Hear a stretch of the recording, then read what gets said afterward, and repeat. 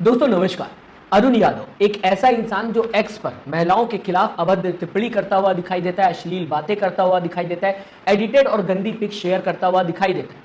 खासकर वो महिलाएं जो कांग्रेस में काम करते हुए दिखाई देती हैं, जिनका पॉलिटिकल बैकग्राउंड है, जो कि बीजेपी से सवाल करते हुए दिखाई देती हैं, उन सब के बारे में इस तरीके की गिरी हुई हरकत करता हुआ दिखाई देता है। आज इसकी एक वीडियो सामने आई जहां पर ये जर्नलिस्ट साक्षी जोशी से माफी मांगता हुआ दिखाई दे रहा था, क्योंकि इसने जर्नलिस्ट साक्षी जोशी को लेकर अभद्र टिप्पणी की थी, अपशब्दों का प्रयोग किया था।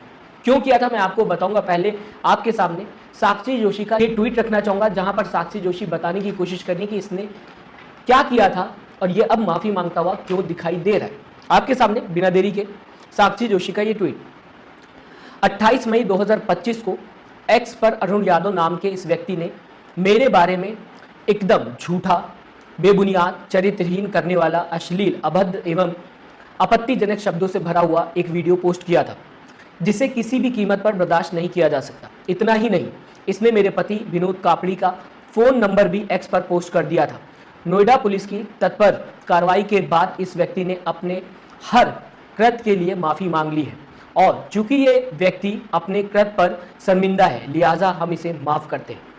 साथ ही ये भी स्पष्ट करते हैं कि भविष्य में कोई भी व्यक्ति सोशल मीडिया पर या कहीं भी झूठ, अनर्गल, अश्लील, अभद्र, आपत्तिजनक टिप्पणी करेगा या करेगी तो उसके विरुद्ध भी कानूनी कार्रवाई करने से हम नहीं हिचकिचाएंगे। लोकतंत्र में आपको हमारी या हमारे काम की आलोचना करने का पूरा अधिकार है, लेकिन अभिव्यक्ति की स्वतंत्रता का अर्थ झूठ, अश्लील, अनर्गल, अभद्र, आपत्तिजनक टिप्पणी करना और चरित्र हनन करना नहीं होता।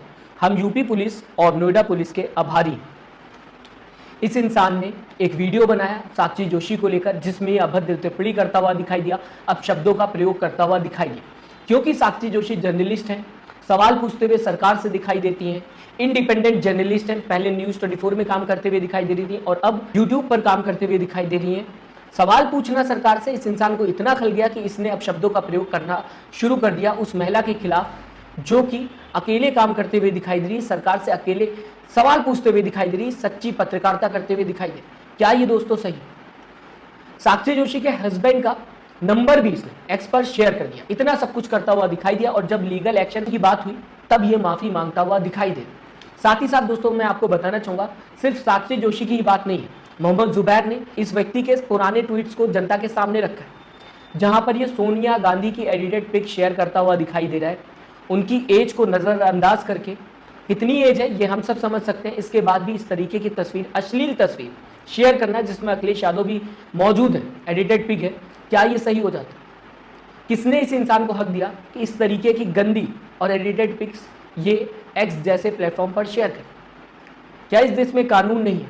ये सवाल उठता हुआ नजर आता है, सिर्फ सोनिया गांधी की नहीं दोस्तों, साथ ही साथ कांग्रेस स्पोक्स पर्सन सुप्रिया शिनेत का भी इसने इसी तरीके का इमेज शेयर किया है। एडिटेड इमेज अगर बात की जाएगी, डीप फेक इमेज शेयर करता हुआ दिखाई दे रहा है। कई इमेज इसने शेयर की जिसके बारे में खुलासा करते हुए मोहम्मद जुबैर दिखाई दे रहे हैं। साथ ही साथ दोस्तों मैं आपको बताना चाहूंगा, आखिरकार इसने साक्षी जोशी को लेकर ऐसी वीडियो बनाई क्यों? जब मैं पोस्ट के नीचे गया तो मुझे पता चला कि दरअसल साक्षी जोशी ने ये इंसान जिस तरीके की फेक इमेज फैलाने की कोशिश करता है उसे लेकर खुलासा किया, बताने की कोशिश की किस तरीके से गंदे काम करता हुआ ये व्यक्ति नजर आ रहा है। दरअसल इस व्यक्ति जिसका नाम अरुण यादव है, इसने अखिलेश यादव की डीप फेक इमेज बनाई और इसके साथ ही साथ इस इमेज में अखिलेश यादव ज्योति मल्होत्रा के साथ दिखाई दे रहे हैं। वो ज्योति मल्होत्रा जो कि पाकिस्तान के साथ जासूसी करते हुए गिरफ्तार की गई है, जासूसी करते हुए पकड़ी गई है।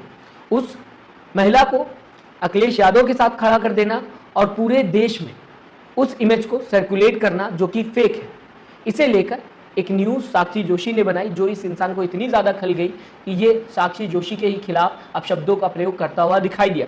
साथ ही साथ दोस्तों आपको बताना चाहूँगा, जो इमेज इसने बनाई थी जो कि फेक थी, जिसके बारे में बताते हुए साक्षी जोशी नजर आई, दरअसल रियल इमेज अखिलेश यादव की वहाँ पर डिम्पल यादव के साथ थी, उनके वाइफ के साथ थी। अखिलेश यादव की वाइफ के साथ जो इमेज अखिलेश यादव की थी उसे इसने एडिट किया और उसके साथ ही साथ वहाँ पर ज्योति मल्होत्रा को खड़ा कर दिया और सर्कुलेट करता हुआ दिखाई दिया, जिसके बारे में साक्षी जोशी ने खुलासा किया और ये साक्षी जोशी के खिलाफ अपशब्दों का प्रयोग करता हुआ दिखाई दिया।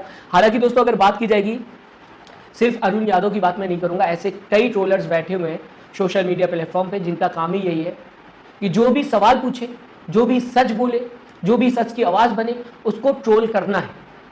कोई भी बात अगर इन्हें आपकी पसंद नहीं आती तो ये आपको ट्रोल करना शुरू कर देंगे और इस हद तक ट्रोल करेंगे कि आप परेशान हो जाए। एग्जाम्पल के तौर पर आपको याद होगा ये चेहरा, हिमांशी नरवाल, एक शब्द इन्होंने बोल दिया और इनके खिलाफ पूरा ट्रोलिंग ग्रुप खड़ा हो गया। ऐसा ट्रोल किया गया, इन्हें खुद में ही खबर बनते हुए दिखाई दी। सिर्फ इतना कहा था कि जो लोग कश्मीरियों और मुसलमानों के खिलाफ जा रहे हैं वो ऐसा ना करें, इतना कह दिया। और उनके ऊपर ही, उनके कैरेक्टर के ऊपर ही लोगों ने सवाल उठाना शुरू कर दिया। कई ऐसे ट्रोल बैठे हुए हैं जो लाइन से एक ही फेक न्यूज़ को, एक ही फेक इमेज को फैलाते हुए दिखाई देते हैं, जिसके बारे में कई बार मैं आपको बता चुका। अखिलेश यादव को लेकर जो बात साक्षी जोशी ने कही, इसी तरीके की कुछ खबर राहुल गांधी को लेकर भी सामने आई थी। ज्योति मल्होत्रा जो कि पाकिस्तान के साथ जासूसी करते हुए पकड़ी गई और गिरफ्तार कर ली गई, इनकी तस्वीर राहुल गांधी के साथ शेयर की गई। राहुल गांधी और ज्योति मल्होत्रा एक साथ तस्वीर में दिखाए गए और इस तस्वीर को लगातार शेयर किया गया। कांग्रेस के ऊपर सवाल उठाया गया, राहुल गांधी के ऊपर सवाल उठाया गया, ये भी फेक इमेज थी, जैसा कि अखिलेश यादव के साथ किया।